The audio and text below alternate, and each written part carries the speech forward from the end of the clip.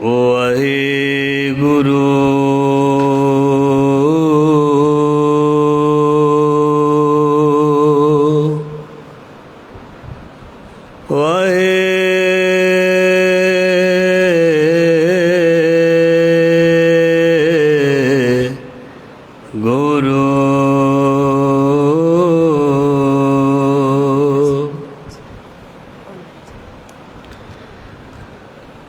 ਆਸਾ ਮਹੱਲਾ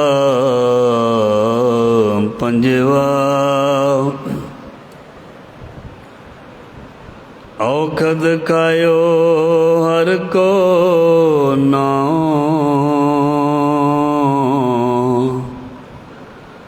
ਸੁਖ ਪਾਏ ਦੁਖ ਬਿਨਸਿਆ ਥਾਉ।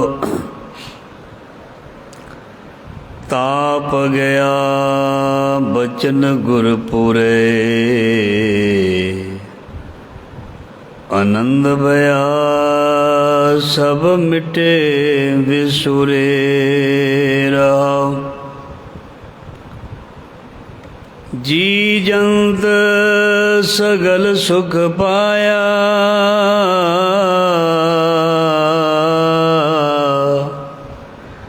ਪਾਰ ਬ੍ਰਹਮ ਨਾਨਕ ਮਨ ਧਿਆਇਆ। ਦੁਖ ਭੰਜਨ ਤੇਰਾ ਨਾਮ ਜੀ,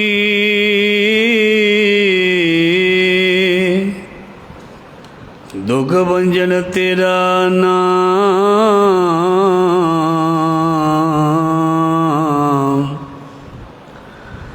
ਆਠ ਪਹਰ ਅਰਾਧਿਐ,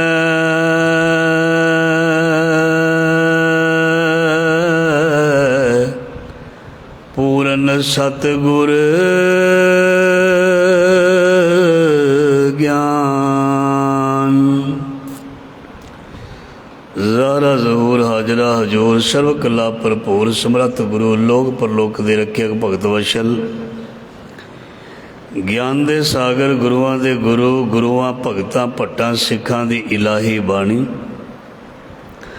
ਬਾਣੀ ਜੋਤ ਰੂਪ ਦੇ ਵਿੱਚ ਧੰਨ ਧੰਨ ਸ੍ਰੀ ਗੁਰੂ ਗ੍ਰੰਥ ਸਾਹਿਬ ਮਹਾਰਾਜ ਜੀ ਦੀ ਪਾਵਨ ਪਵਿੱਤਰ ਗੋਦ ਹਜ਼ੂਰੀ ਦੇ ਵਿੱਚ ਗੁਰੂ ਸ਼ਬਦ ਦੇ ਨਾਲ ਜੁੜ ਬੈਠੀ ਜੁੜ ਰਹੀ ਸਾਧ ਸੰਗਤ ਜੀ। ਧੰਨਤਾ ਦੇ ਯੋਗ ਆਪ ਸਭ ਵਡਭਾਗੇ ਹੋ। ਗੁਰੂ ਸਾਹਿਬ ਨੇ ਮਿਹਰ ਕਿਰਪਾ ਕੀਤੀ ਹੈ।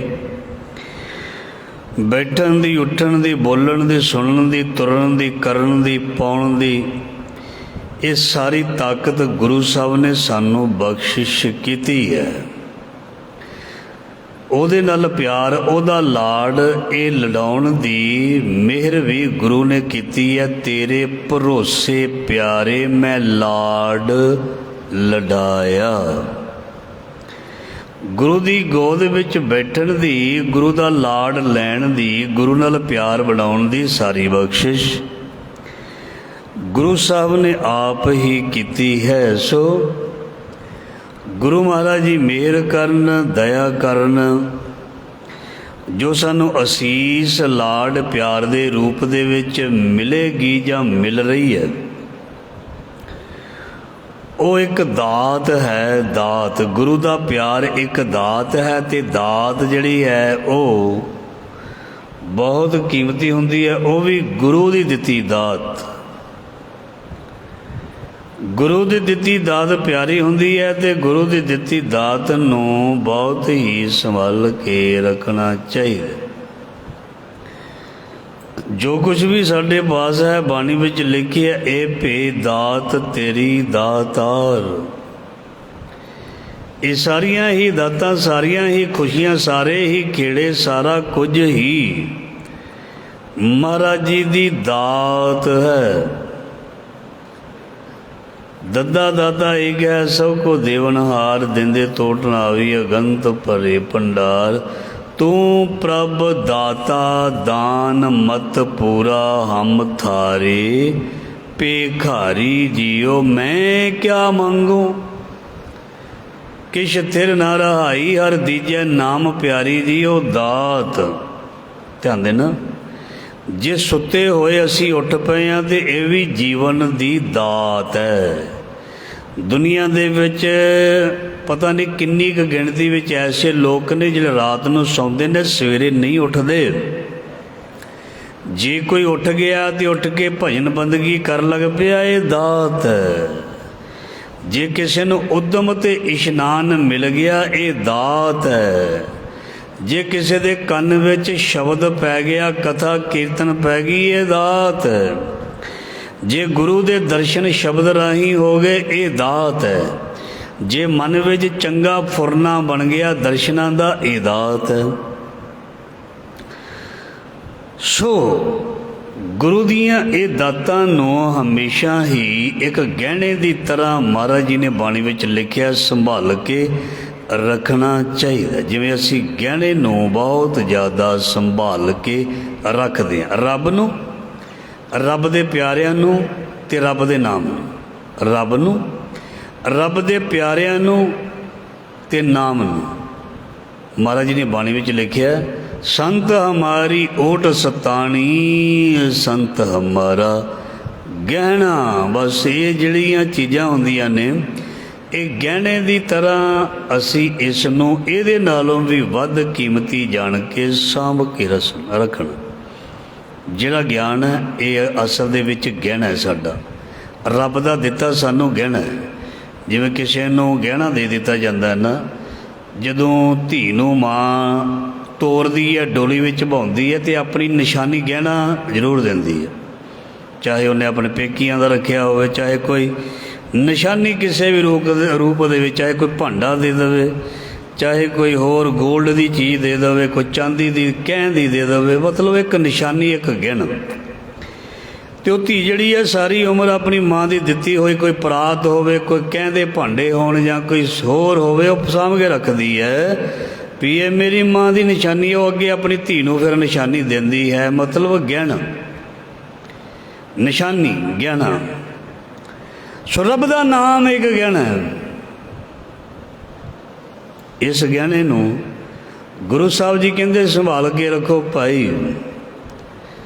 ਸੋ ਇਹ ਗਹਿਣਾ ਲੁੱਟਿਆ ਨਾ ਜਾਏ, ਇਸ ਗਹਿਣੇ 'ਤੇ ਕਿਸੇ ਦੀ ਨਜ਼ਰ ਨਾ ਹੋਵੇ, ਇਹ ਗਹਿਣੇ ਦੀ ਕੀਮਤ ਨਾ ਘਟ ਜਾਵੇ, ਇਸ ਗਹਿਣੇ ਨੂੰ ਸੰਭਾਲ ਕੇ ਰੱਖਣਾ ਹੈ। ਸੋ ਨਾਮ, ਬਾਣੀ, ਸ਼ਬਦ, ਕੀਰਤਨ, ਕਥਾ, ਸੋਝੀ, ਗਿਆਨ, ਵਿਵੇਕ, ਇਹ ਸਭ ਕੁਝ ਹੀ ਰੱਬ ਦੀ ਦਿੱਤੀ ਹੋਈ ਦਾਤ ਇੱਕ ਗਹਿਣੇ ਦੇ ਰੂਪ ਦੇ ਵਿੱਚ ਸਾਨੂੰ ਮਿਲੀ ਹੋਈ ਹੈ। ਆਓ ਅਸੀਂ ਇਸ ਦੀ ਸੰਭਾਲ ਕਰੀਏ। ਜਾਂ ਹੋਰ ਵਿਚਾਰ ਕਰਦੇ ਹਾਂ, ਸਾਡੀ ਮਤ ਬੁੱਧ, ਸਾਡਾ ਸਰੀਰ, ਸਾਡੇ ਬੋਡੀਜ਼ ਪਾਰਟ, ਆਲ ਬੋਡੀਜ਼ ਪਾਰਟ, ਸਾਰੇ ਬੋਡੀ ਦੇ ਪਾਰਟ, ਸਾਰੇ ਅੰਗ, ਇਹ ਵੀ ਇੱਕ ਗਹਿਣੇ ਦੇ ਰੂਪ ਦੇ ਵਿੱਚ ਹੈ। ਧਿਆਨ ਦੇਣਾ। ਸਾਨੂੰ ਦਿੱਤੀ ਹੋਈ ਪੱਤ, ਸਾਡੀ ਇੱਜ਼ਤ, ਇਹ ਵੀ ਇੱਕ ਗਹਿਣੇ ਦੇ ਰੂਪ ਦੇ ਵਿੱਚ ਹੈ। ਸਾਡੀ ਚੰਗੀ ਸੋਚ, ਚੰਗੇ ਵਿਚਾਰ, ਇਹ ਵੀ ਇੱਕ ਗਹਿਣਾ ਹਨ। ਸਾਡਾ ਮਿੱਠਾ ਬੋਲਣਾ, ਸਾਡਾ ਮਿਲ ਵਰਤਨ, ਮਿਲਾਪ, ਦੂਜੇ ਨੂੰ ਇੰਪ੍ਰੈਸ ਕਰਨਾ, ਇਹ ਵੀ ਇੱਕ ਗਹਿਣਾ ਹੈ। ਸੋ ਇਹ ਗਹਿਣੇ ਜਿਹੜੇ ਨੇ, ਇਹਨਾਂ ਨੂੰ ਸੰਭਾਲ ਕੇ ਰੱਖੀ, ਗੁਰੂ ਸਾਹਿਬ ਨੇ ਸਾਨੂੰ ਆਖਿਆ। ਸੋ ਜੀਵਨ ਨੂੰ ਅਸੀਂ ਗਹਿਣਾ ਮੰਨਿਆ ਹੋਇਆ, ਇਸ ਕਰਕੇ ਇਸ ਨੂੰ ਸੰਭਾਲ ਕੇ ਰੱਖਦੇ ਹਾਂ। ਇਸ ਸਰੀਰ ਦੇ ਨਾਲ ਅਸੀਂ ਕਰਮ ਕਰਕੇ ਅਤੇ ਕਰਮਾਂ ਦੀ ਖੇਤੀ ਦੇ ਵਿੱਚੋਂ ਕਰਮਾਂ ਦੀ ਫਸਲ ਵੱਢ ਕੇ ਅਤੇ ਕਰਮਾਂ ਦਾ ਗਹਿਣਾ ਹੀ ਇਕੱਠਾ ਕਰ ਰਹੇ ਹਾਂ। ਕਰਮੀ ਆਪੋ ਆਪਣੀ ਕੇ ਨੇੜੇ ਕੇ ਦੂਰ। ਕਿਉਂਕਿ ਇਸ ਕਰਮਾਂ ਦੇ ਗਹਿਣੇ ਨੇ ਹੀ ਸਾਨੂੰ ਅੱਗੇ ਜਿਹੜੀ ਹੈ ਉਹ ਸਾਨੂੰ ਫਸਲ ਦੇਣੀ ਹੈ, ਖੇਤੀ ਦੇਣੀ ਹੈ, ਸਾਨੂੰ ਲਾਭ ਦੇਣਾ, ਸਾਨੂੰ ਪ੍ਰੋਫਿਟ ਦੇਣਾ। ਸੋ ਇਸ ਲਈ ਇਸ ਕਲਯੁਗ ਦੇ ਵਿੱਚ ਗਹਿਣੇ ਰੂਪੀ ਫਸਲ ਨੂੰ ਬੀਜ ਦੇਣਾ ਚਾਹੀਦਾ। ਅਬ ਕਲੂ ਆਇਓ ਰੇ, ਇੱਕ ਨਾਮ ਬੋਵੋ ਬੋਵੋ। ਦੇਖੋ, ਜਦੋਂ ਅਸੀਂ ਹੁਣ ਫਸਲ ਬੀਜੀ ਸੀ ਅਤੇ ਸਾਡੇ ਘਰ ਕਣਕ ਆਈ, ਕਿਸਾਨਾਂ ਦੇ ਘਰ, ਉਹਨਾਂ ਨੇ ਉਸ ਕਣਕ ਨੂੰ ਵੇਚ ਕੇ ਭਾਵੇਂ ਜਿਹੜੀ ਮਰਜ਼ੀ ਚੀਜ਼ ਖਰੀਦ ਲੈਣ, ਗੱਡੀ ਖਰੀਦ ਲੈਣ, ਗਹਿਣੇ ਖਰੀਦ ਲੈਣ, ਫਰਨੀਚਰ ਖਰੀਦ ਲੈਣ, ਜ਼ਮੀਨ ਖਰੀਦ ਲੈਣ, ਜਿਹੜੇ ਜ਼ਿਆਦਾ ਜ਼ਮੀਨਾਂ ਵਾਲੇ मतलब ਉਹਨਾਂ ਨੇ ਕਰਮ ਕੀਤਾ ਤੇ ਉਹਨਾਂ ਨੂੰ ਜਿਹੜੀ ਖੱਟੀ ਮਿਲੀ ਹੈ, ਪ੍ਰੋਫਿਟ ਮਿਲਿਆ, ਇੱਕ ਗਹਿਣੇ ਵਾਂਗੂ ਹੈ। ਤੇ ਉਸ ਤੋਂ ਉਹਨਾਂ ਨੇ ਕਈ ਚੀਜ਼ਾਂ ਅੱਗੇ ਖਰੀਦ ਲਈਆਂ। ਜੋ ਕਰਮ ਸਾਡਾ, ਇਹ ਵੀ ਸਾਡਾ ਇੱਕ ਗਹਿਣਾ। ਜਦੋਂ ਅਸੀਂ ਇਸ ਸਰੀਰ ਵਿੱਚ ਹੁੰਦਿਆਂ ਕਰਮ ਕਰਦੇ ਹਾਂ, ਤੇ ਮੈਂ ਪਹਿਲਾਂ ਸ਼ੁਰੂ 'ਚ ਬੇਨਤੀ ਕੀਤੀ ਸੀ, ਗਹਿਣਾ ਜਿਹੜਾ ਔਖੀ ਵੇਲੇ ਕੰਮ ਆਉਂਦਾ ਹੈ।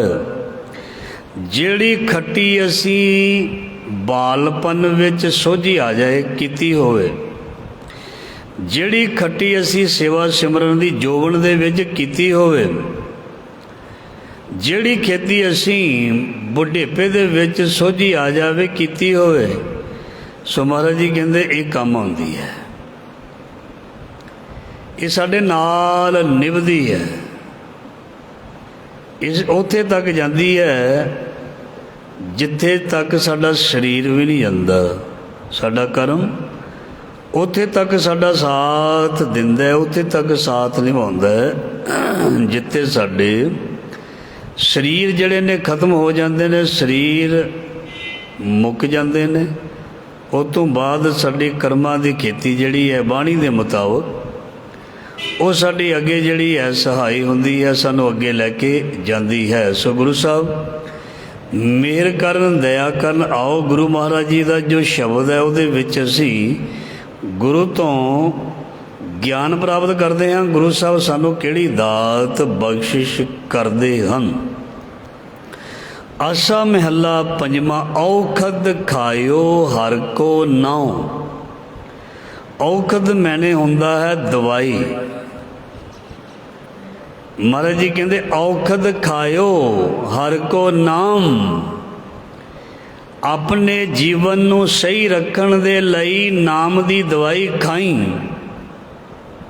ਆਪਣੇ ਜੀਵਨ ਨੂੰ ਸਹੀ ਰੱਖਣ ਦੇ ਲਈ ਨਾਮ ਦੀ ਦਵਾਈ ਖਾਈ। ਕਿਸੇ ਦੇ ਦਿਮਾਗ ਦਾ ਸੰਤੁਲਨ ਵਿਗੜ ਜਾਏ, ਡਿਪਰੈਸ਼ਨ ਦੇ ਵਿੱਚ ਚਲਿਆ ਜਾਏ, ਉਸ ਨੂੰ ਉਹਦੇ ਵਿੱਚੋਂ ਕੱਢਣ ਦੇ ਲਈ ਡਾਕਟਰ ਸਾਹਿਬਾਨ ਦਵਾਈ ਦਿੰਦੇ ਨੇ। ਡਿਪਰੈਸ਼ਨ ਦੀ, ਟੈਨਸ਼ਨ ਦੀ, ਉਹ ਦਵਾਈ ਦਿੰਦੇ ਨੇ। ਉਹਦੇ ਨਾਲ ਰੋਗ ਜਿਹੜਾ ਹੈ ਹੌਲੀ ਹੌਲੀ ਘਟਦਾ ਕਈ ਵਾਰ ਖਤਮ ਹੋ ਜਾਂਦਾ ਹੈ। ਗੁਰੂ ਸਾਹਿਬ ਜੀ ਕਹਿੰਦੇ ਨੇ ਇਸੇ ਹੀ ਤਰ੍ਹਾਂ ਜਿਹੜੇ ਅੰਦਰ ਰੋਗ ਪੈਦਾ ਹੋ ਗਏ ਨੇ, ਜਿਹੜੇ ਸਕੈਨ ਨਾਲ ਕਿਸੇ ਵੀ ਹੋਰ ਚੀਜ਼ ਦੇ ਨਾਲ ਪਕੜ ਵਿੱਚ ਨਹੀਂ ਆਉਂਦੇ। ਕਿਸੇ ਨੂੰ ਪੱਥਰੀ ਹੈ, ਉਹ ਸਕੈਨ ਦੇ ਵਿੱਚ ਦਿਸ ਜਾਂਦੀ ਹੈ। ਕਿਸੇ ਦੇ ਅੰਦਰ ਹੰਕਾਰ ਹੈ, ਉਹ ਸਕੈਨ ਦੇ ਨਾਲ ਨਹੀਂ ਦਿਸਦਾ।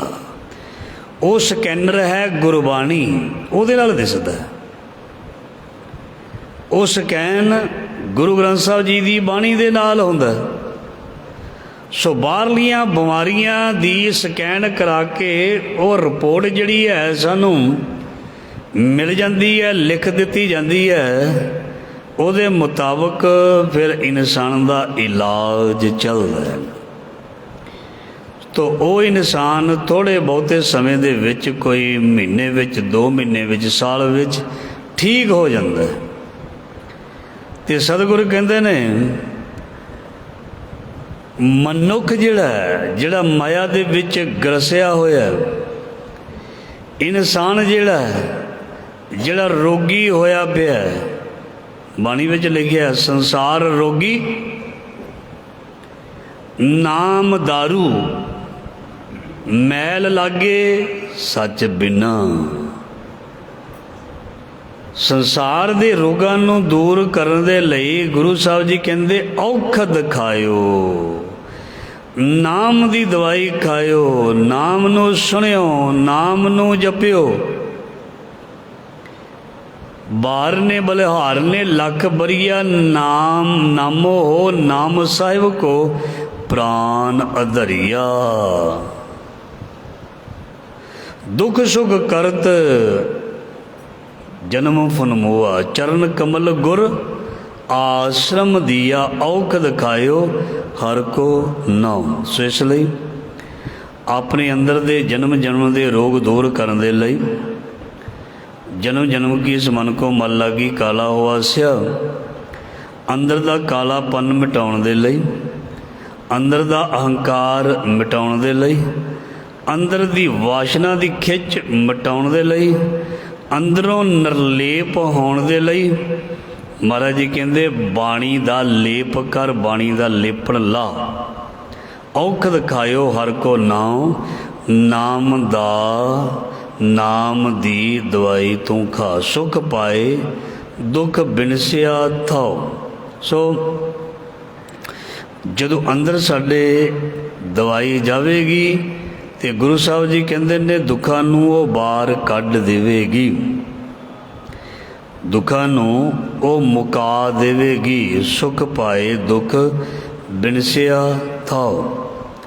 ज्यों ज्यों मनुख अंदर जांदा ते संसार तो दूर होई जांदा। ध्यान देना, ज्यों ज्यों अंदरों दूर हुंदा संसार दे नज़दीक होई जांदा।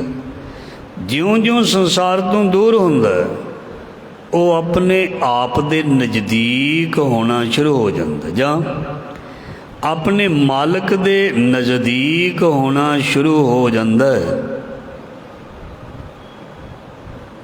इसलिए संसार तो निर्लेप, संसार तो उपरामता, संसार दियां चीज़ां तो दूर होना, मतलब रसां तो, संसार दे रंगां तो दूर होना, संसार दे रसां नूं त्यागना छड्डना भावें औखा असंभव नहीं है।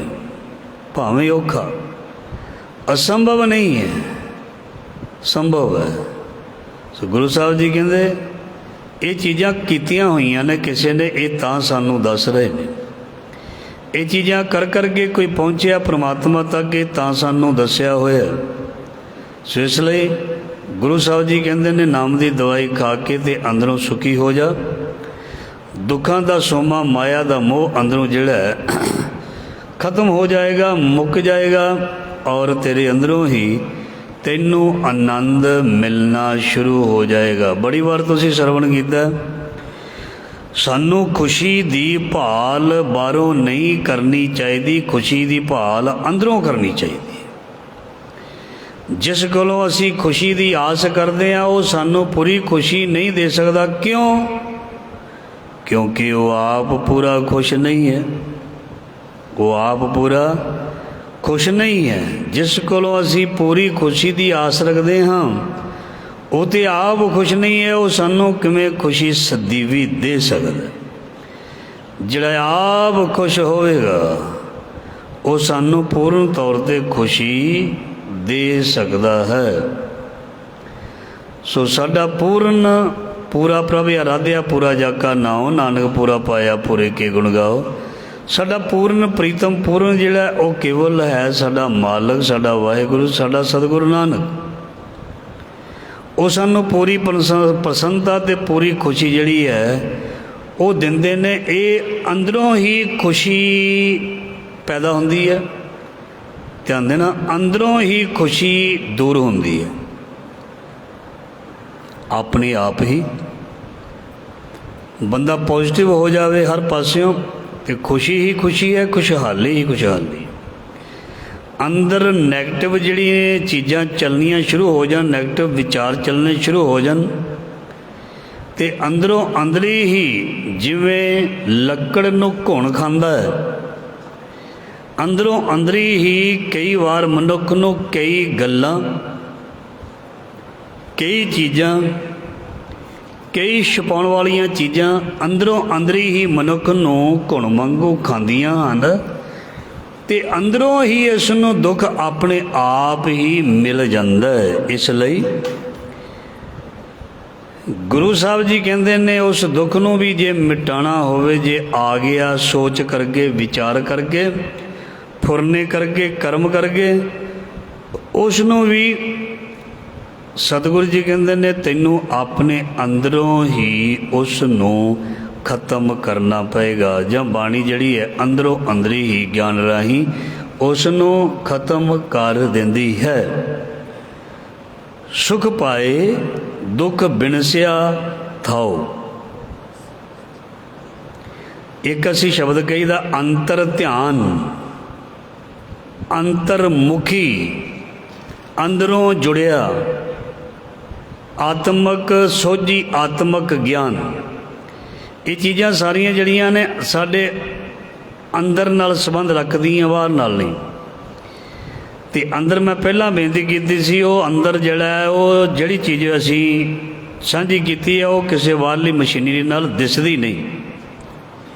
किसी दे अंदर प्रेम प्यार है या नफरत है, वो किसी मशीन दे नाल नहीं दिसना, वो विचारां राही सामने होना। जे किसी दे अंदर किसी तरह का दर्द है, दुख है, खुशी है, संताप है, विरोह है, विछोड़ा है, वही महाराज जी कहते ने उस दे विचारां राही हाव भाव राही ही प्रगट होना। इस करके सुख पाए दुख बिनसिया थाओ। दुखों का सोमा सुक जाता है तो सुखों की खेती संजाई जड़ी है वो होनी शुरू हो जाती है। काहदे नाल? जदों गुरु साहब जी कहते नाम दी दवाई कोई खानी शुरू कर देवे। ताप गया बचन गुर पूरे। गुरु दे बचन राही, गुरु दे उपदेश राही, गुरु दी बरकत राही सच्चे पातशाह जी कहते ने हरेक तरह का ताप लथ जांदा,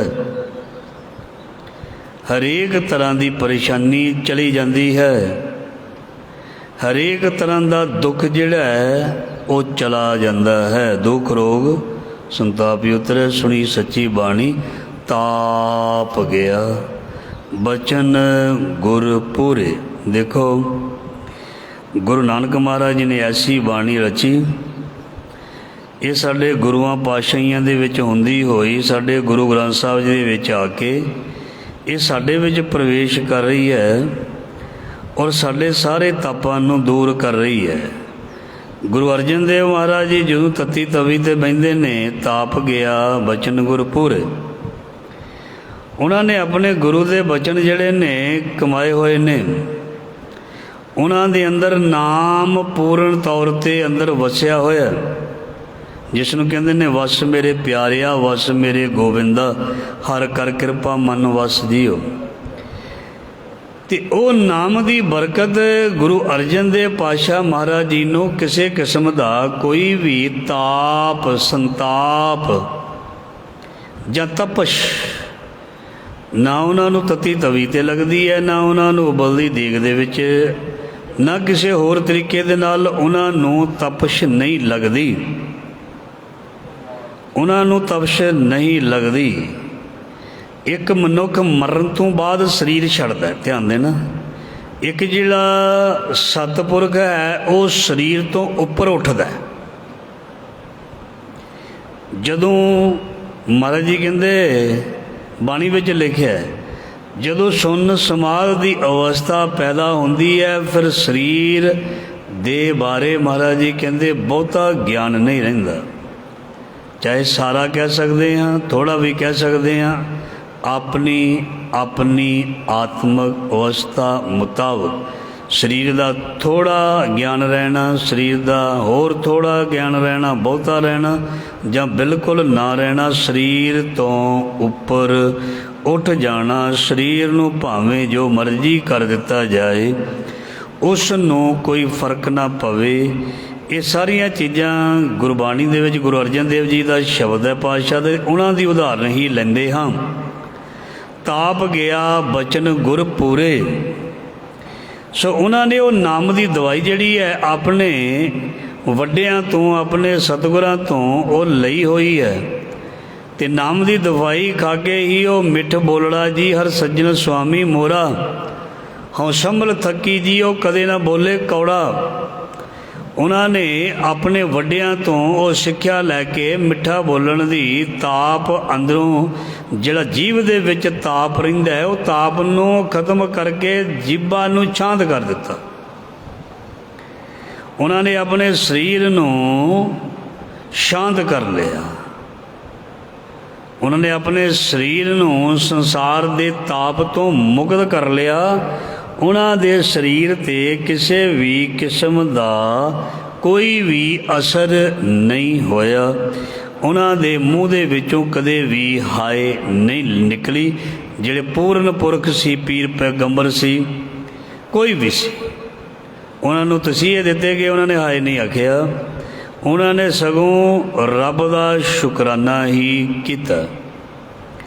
रब दे नाल ना गिला किया, कोई शिकवा किया, कोई कंप्लेंट की, कोई शिकायत की। उन्होंने शिकायत नहीं की। ध्यान देना, जदों कोई भी ज्ञानी बन जाता है वह कभी भी शिकायत नहीं करता। अज्ञानी बंदा ही शिकायत करता है। ज्ञानी नूं जे कोई चीज़ इदां दी हो भी जाए, उहदे नाल घट भी जाए, वो कहता ये मेरे कर्मां दी चीज़ है, ये मेरे कर्मां दा बीज है। वो नहीं शिकायत करता, रब नूं शिकायत करता ही नहीं। वो कहता जे मैं ठीक हुंदा, जे मैं चंगा हुंदा, ये चीज़ मेरे नाल ना वरतदी, हो सकदा मेरे विच कमी है, इस करके मेरे विच चीज़ वरत रही है। जे मैनू कोई नफरत कर रहा, हो सकता मेरे विच कोई खामी होवे, कोई कमी होवे, तां मैं नफरत कर रहा। मेरे नाल कोई वार वार झगड़ रहा है, हो सकता मेरे विच कोई कमी होवे वार वार, तां मेरे नाल झगड़ रहा। जे मैं झगड़ा एक नवेरो राम, जे गुरु के ज्ञान नूं पकड़ विच लिआंदा हुंदा ते झगड़े दी रमदा ही ना हुंदी, शुरुआत ही ना हुंदी। जे ये कुछ हो रहा है तो मैं उस परमात्मा तो दूर होने करके ये सारिया चीज़ां हो रही ने। परमात्मा दे लागे वसन वाला, परमात्मा दे कोल रहन वाला इन्हां चीज़ां तो बहुत दूर हुंदा है। वो शिकवा नहीं करदा, शुक्र करदा है। उन्हों जे खाण नूं ना कुछ मिले तो वह रुखी सुक्की खा के शिकवा नहीं, शुक्र करदा है। जे सानू साडे मन पसंद दी रोटी पक के ना मिले, रब दी गल ते छड्डो, असीं घरदिआं नाल ही लड़ पैंदे हां। तैनूं किहा सी आ बनाई, तू की बना के रख दिता, मैं ते आ खाना सी, तू आ क्यों बना दिता। वो इन्नी क गल पिछे ही झगड़ा कर लैंदे ने। वो ते शिकविਆਂ दे विच वो कौन ने? अज्ञानी। जिहड़ा ज्ञानी है, जिहड़ा ज्ञानी है, बाणी दे विच बाबे फरीद ने बड़ा कमाल दा लिखिआ। फरीदा रोटी मेरी काठ की, लावण मेरी भुख, जिन्ना खाधी चोपड़ी घने सहणगे दुख। वैसे ये विच ज्ञान कई तरह का है। सिंपल फुलका खाओ तो कोई प्रॉब्लम नहीं होंदी, चोपड़े खाओ डॉक्टर कहता बीपी वधना। तो बाबा जी तो पहले ही कहते ने जिन्ना खाधी चोपड़ी। इत्थे चोपड़ी का मतलब है दुनिया दे विच जिन्ने भी भोग रस ने, इंद्रियां दे भोग रस ने, जिहड़े ने ये रस। गुरु महाराज जी बाणी की पंक्ति पढ़ते हैं भगत जी की, जिन्ना खाधी चोपड़ी घने सहणगे दुख, रुखी सुकी खाए कै, ठंडा पानी पियो देख पराई चोपड़ी, ना तरसाए जियो। सिस कर गया ये मेरे लिए, तुहाडे लिए, सारिਆਂ ਲਈ है। सिंपल लाइफ, सिंपल खाना ते सादगी संयम विच जीना, उम्र बढ़ जाएगी। ध्यान देना, उम्र बढ़ जाएगी। जे किसी ने उम्र नूं घटाउणा तो वह फिर अपनी मन मर्जी नाल जो मर्जी करी जाए, मन मर्जी नाल एनर्जी वेस्ट करी जाए, मन मर्जी का खाई पीवी जाए। तो ध्यान देना उसका शरीर जिहड़ा वो लंबा लॉन्ग टाइम नहीं चल सकेगा। मैं नहीं कहता, बाणी की पंक्ति ने बड़ा साफ किया। कहते आपी ने भोग भोग के होए भस्मड़ भौर सदाया, वड्डा होआ दुनीदार गल संगल घत चलाया। ਦੁਨੀਆ ਦੇ ਵਿੱਚ ਗਿਣਤੀ ਬਹੁਤ ਹੈ ਭੁੱਖ ਦੇ ਨਾਲ ਮਰਨ ਵਾਲਿਆਂ ਦੀ। ਦੁਨੀਆ ਦੇ ਵਿੱਚ ਇਹਦੇ ਨਾਲੋਂ ਜ਼ਿਆਦਾ ਗਿਣਤੀ ਹੈ ਖਾ ਕੇ ਮਰਨ ਵਾਲਿਆਂ ਦੀ। ਧਿਆਨ ਦੇਣਾ, ਦੁਨੀਆ ਵਿੱਚ ਬਹੁਤ ਗਿਣਤੀ ਹੈ ਭੁੱਖ ਮਰੀ ਦਾ ਸ਼ਿਕਾਰ, ਭੁੱਖ ਨਾਲ ਮਰਦੇ ਨੇ। ਇਹਦੇ ਨਾਲੋਂ ਜ਼ਿਆਦਾ ਗਿਣਤੀ ਉਹਨਾਂ ਦੀ ਹੈ ਜਿਹੜੇ ਖਾ ਖਾ ਕੇ ਮਰਦੇ ਹਨ। ਬਾਣੀ ਵਿੱਚ ਲਿਖਿਆ, ਸਭ ਕੁਝ ਲਿਖਿਆ, ਕੋਈ ਵੀ ਤੁਸੀਂ ਜਵਾਬ ਚਾਹੋ ਮਿਲ ਜਾਏਗਾ। ਇਸ ਕਰਕੇ ਬਾਣੀ ਸਾਨੂੰ ਕਹਿੰਦੀ ਹੈ ਸਾਨੂੰ ਅੰਦਰੋਂ ਹੀ ਸਭ ਕੁਝ ਪ੍ਰਾਪਤ ਹੋਣਾ। ਅੰਦਰੋਂ ਹੀ ਗਿਆਨ, ਅੰਦਰੋਂ ਹੀ ਸੋਝੀ, ਅੰਦਰੋਂ ਹੀ ਜੀਵਨ ਜੀਣ ਦੀ ਜਾਂਚ, ਅੰਦਰੋਂ ਹੀ ਦਰਦ ਨੂੰ ਕਿਵੇਂ ਦੂਰ ਕਰਨਾ ਇਹਦੀ ਜਾਂਚ ਵੀ ਅੰਦਰੋਂ ਹੀ ਮਿਲਣੀ ਹੈ। ਆਪਣੇ ਸਰੀਰ ਨੂੰ ਕਿਵੇਂ ਅਸੀਂ ਉਸ ਲੈਵਲ ਨੂੰ ਸਹੀ ਰੱਖਣਾ ਇਹ ਵੀ ਗਿਆਨ ਸਾਨੂੰ ਗੁਰਬਾਣੀ ਦਿੰਦੀ ਹੈ। ਲੰਬੀ ਜ਼ਿੰਦਗੀ ਕਿਸੇ ਨੇ ਕਿਵੇਂ ਜਿਉਣੀ ਹੈ ਇਹ ਵੀ ਗਿਆਨ ਸਾਨੂੰ ਗੁਰਬਾਣੀ ਦਿੰਦੀ ਹੈ। ਕਿਸੇ ਨੇ ਆਪਣੇ ਆਪ ਨੂੰ ਤੰਦਰੁਸਤ ਕਿਵੇਂ ਰੱਖਣਾ ਇਹ ਵੀ ਗਿਆਨ ਸਾਨੂੰ ਗੁਰਬਾਣੀ ਦਿੰਦੀ ਹੈ। ਕੁਝ ਵੀ ਪੁੱਛ ਲਓ ਗੁਰਬਾਣੀ ਤੋਂ, A to Z ਗੁਰਬਾਣੀ ਦੇ ਵਿੱਚ ਹਰ ਵਿਸ਼ਾ। ਕਈ ਵਿਸ਼ੇ ਅਸੀਂ ਐਸੇ ਆ ਜਿਹੜੇ ਸੰਗਤ ਵਿੱਚ ਖੋਲ੍ਹ ਨਹੀਂ ਸਕਦੇ। ਕਾਮ ਦਾ ਵਿਸ਼ਾ ਖਾਸ ਕਰਕੇ ਇਹਨੂੰ ਖੋਲ੍ਹ ਨਹੀਂ ਸਕਦੇ, ਪਰ ਇਹਦੇ ਬਾਰੇ ਸਾਰਾ ਕੁਝ ਗੁਰਬਾਣੀ ਦੇ ਵਿੱਚ ਲਿਖਿਆ। ਜੋ ਬਚਪਨ ਤੋਂ ਲੈ ਕੇ ਜੋਬਨ ਦੀ ਦਹਲੀਜ਼ 'ਤੇ ਕੋਈ ਪੈਰ ਰੱਖਦਾ, ਇਸ ਮਨੁੱਖ ਦਾ ਮਾਂ ਦੇ ਢਿੱਡ ਤੋਂ ਜੰਮਣਾ, ਸੂਤਕ, ਹਰ ਚੀਜ਼, ਉਹ ਤੋਂ ਬਾਅਦ ਇਹਦਾ ਬਾਲਪਨ ਵਿੱਚ ਜਾਣਾ, ਜਵਾਨੀ ਦੀ ਦਹਲੀਜ਼ 'ਤੇ ਪੈਰ ਰੱਖਣ ਵੇਲੇ ਕਿਹੜੇ ਕਿਹੜੇ ਬਦਲਾਵ ਆਉਣੇ, ਅਤੇ ਇਸ ਦੇ ਵਿਆਹ ਸ਼ਾਦੀ ਦੇ ਬਾਰੇ ਸਾਰਾ ਕੁਝ ਬਾਣੀ ਦੇ ਵਿੱਚ ਲਿਖਿਆ ਹੈ। ਗ੍ਰਸਤ ਬਾਰੇ ਲਿਖਿਆ ਹੈ। ਇਸ ਦਾ ਗ੍ਰਸਤੀ ਬਣਨ ਤੋਂ ਬਾਅਦ ਇਹਦੀ ਡਿਊਟੀ, ਇਹਦਾ ਜੀਵਨ, ਇਹਦੇ ਜਦੋਂ ਬੱਚੇ ਹੋ ਜਾਂਦੇ ਫਿਰ ਇਹਦਾ ਜੀਵਨ, ਫਿਰ ਜਦੋਂ ਇਹ ਪੋਤੇ ਪੋਤਰੀਆਂ ਵਾਲਾ ਹੋ ਜਾਂਦਾ, ਦੋਤੇ ਦੋਤਰੀਆਂ ਵਾਲਾ ਹੋ ਜਾਂਦਾ, ਫਿਰ ਇਹਦਾ ਜੀਵਨ। ਇਹ ਸਾਰਾ ਕੁਝ ਬਾਣੀ ਵਿੱਚ ਲਿਖਿਆ ਹੈ। ਜੇ ਕੋਈ ਸੁਣਨਾ ਪੜ੍ਹਨਾ ਚਾਹੇ ਤਾਂ ਗੁਰਬਾਣੀ ਤੋਂ ਪੁੱਛ ਸਕਦਾ ਹੈ। ਸੋ ਸਤਿਗੁਰੂ ਜੀ ਕਹਿ ਰਹੇ ਨੇ ਅੰਦਰੋਂ ਹੀ ਤੈਨੂੰ ਗਿਆਨ ਦੁਆਰਾ ਸਭ ਕੁਛ ਪ੍ਰਾਪਤ ਹੋਏਗਾ। ਸੋ ਇਸ ਕਰਕੇ ਤੂੰ ਅੰਦਰੋਂ ਹੀ ਸੁਰਖਰੂ ਹੋ ਸਕਦਾ, ਅੰਦਰੋਂ ਹੀ ਤੂੰ ਬੋਝ ਪਾ ਸਕਦਾ। ਧਿਆਨ ਦੇਣਾ, ਅੰਦਰੋਂ ਹੀ ਬੋਝ ਪੈਂਦਾ ਅਤੇ ਅੰਦਰੋਂ ਹੀ ਸੁਰਖਰੂ ਹੁੰਦਾ। ਧਿਆਨ ਦੇਣਾ, ਬੜੀਆਂ ਪਿਆਰੀਆਂ ਉਦਾਹਰਨਾਂ ਨੇ। ਕਿਸੇ ਨੂੰ ਦੱਸ ਦਿੱਤਾ ਜਾਏ, ਕੋਈ ਕਿਸੇ ਦਾ ਬੱਚਾ ਜਵਾਨ ਹੋਵੇ, ਉਹਨੂੰ ਦੱਸ ਦਿੱਤਾ ਜਾਵੇ ਤੇਰੇ ਪਿਓ ਦਾ ਤੇਰੇ ਸਿਰ 'ਤੇ ਇੰਨੇ ਕਰੋੜ ਕਰਜ਼ਾ, ਉਹਦੇ ਮਨ 'ਤੇ ਕੀ ਪੈ ਜਾਏਗਾ? ਬੋਝ। ਉਹ ਬੋਝ ਲੈ ਕੇ ਤੁਰਿਆ ਫਿਰੇਗਾ। ਜੇ ਉਸ ਨੂੰ ਦੱਸ ਦਿੱਤਾ ਜਾਏ ਇੱਕ ਜਵਾਨ ਬੱਚੇ ਨੂੰ ਤੁਹਾਡੇ ਸਿਰ 'ਤੇ ਬਹੁਤ ਜ਼ਿਆਦਾ ਕਰਜ਼ਾ ਸੀ, ਤੇਰੇ ਬਾਪ ਨੇ ਮਿਹਨਤ ਕਰਕੇ ਤੁਹਾਨੂੰ ਫਾਰਗ ਕਰ ਦਿੱਤਾ, ਉਤਾਰ ਦਿੱਤਾ, ਹੁਣ ਤੁਹਾਨੂੰ ਚਿੰਤਾ ਕਰਨ ਦੀ ਜ਼ਰੂਰਤ ਨਹੀਂ, ਉਹਦੇ ਮਨ ਤੋਂ ਲੈ ਜਾਏਗਾ ਬੋਝ। ਡਾਕਟਰ ਦੱਸ ਦਿੰਦਾ ਤੇਰੀ ਜ਼ਿੰਦਗੀ ਦੇ ਇੰਨੇ ਦਿਨ ਬਾਕੀ ਨੇ, ਕੀ ਮਨ 'ਤੇ ਪੈ ਗਿਆ? ਬੋਝ। ਡਾਕਟਰ ਕਹਿੰਦਾ ਅਜੇ ਕੀ ਤੈਨੂੰ ਹੋਇਆ, ਤੂੰ ਮਰਨਾ ਹੀ ਨਹੀਂ ਅਜੇ ਤੇ 20-50 ਸਾਲ, ਤੇ ਮਨ ਤੋਂ ਕੀ ਲੈ ਗਿਆ? ਬੋਝ। ਗੁਰਬਾਣੀ ਕਹਿੰਦੀ ਹੈ ਦੁੱਖ ਪਰ ਹਰ ਸੁੱਖ ਘਰ ਲੈ ਜਾਏ, ਕੀ ਲੈ ਗਿਆ? ਬੋਝ। ਪਰਮੇਸ਼ਰ ਦੇ ਭੁੱਲਿਆਂ ਵਿਆਪਨ ਸਭੇ ਰੋਗ, ਕੀ ਪੈ ਗਿਆ? ਬੋਝ। ਇਹ ਅੰਦਰੋਂ ਹੀ ਗਿਆਨ ਹੀ ਸਾਨੂੰ ਸੁਰਖਰੂ ਕਰੇਗਾ। ਜੇ ਬੰਦਾ ਕਹੇ ਮੈਂ ਆਪਣੀ ਮੱਤ ਦੇ ਨਾਲ ਸੁਰਖਰੂ ਹੋ ਜਾਵਾਂ, ਬੜੀ ਮੁਸ਼ਕਲ ਹੈ। ਹੋਣਾ ਵੈਸੇ ਮੱਤ ਦੇ ਨਾਲ ਹੀ ਹੈ, ਪਰ ਮੱਤ ਕਿੰਨੇ ਦੇਣੀ ਹੈ? ਐਸੀ ਮੱਤ ਦੀਜੇ ਮੇਰੇ ਠਾਕੁਰ ਸਦਾ ਸਦਾ ਤੁਧ ਧਿਆਈ। ਇਹ ਮੱਤ ਜਿਹੜੀ ਦੇਣੀ ਹੈ ਗੁਰੂ ਨੇ ਬਖਸ਼ਿਸ਼ ਕਰਨੀ ਹੈ। ਗੁਰੂ ਨੇ ਅੰਦਰੋਂ ਅਸੀਂ ਬਿਲਕੁਲ ਸੁਰਖਰੂ ਹੋ ਜਾਈਏ, ਨਿਸ਼ਚਿੰਤ ਹੋ ਜਾਈਏ। ਇਹ ਸਿਰਫ ਗੁਰਬਾਣੀ ਨੇ ਕਰਨਾ ਹੈ। ਕੋਈ ਪ੍ਰੈਕਟੀਕਲ ਅੱਜ ਕਰਕੇ ਦੇਖ ਲੈ, ਕੋਈ ਕੱਲ੍ਹ ਕਰਕੇ ਦੇਖ ਲਏ।